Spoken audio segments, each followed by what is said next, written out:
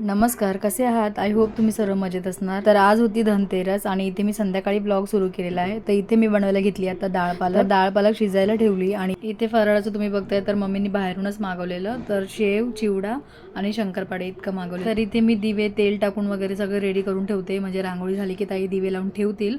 ताई इथे रांगोळी काढतायत.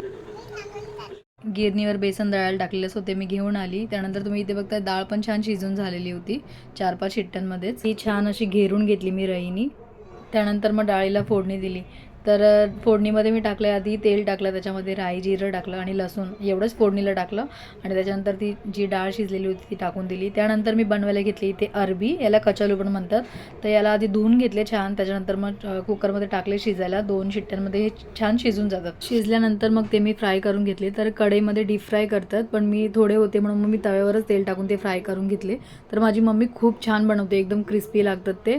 तर म्हटलं मी पण ट्राय करू, पण मला मम्मीसारखे काही जमले नाही, पण मी ट्राय केले. तर शिजल्यानंतर थोडे चपटे करून तळून घेतले आणि नंतर मग शॅलो फ्राय केले मीठ मिरची टाकून.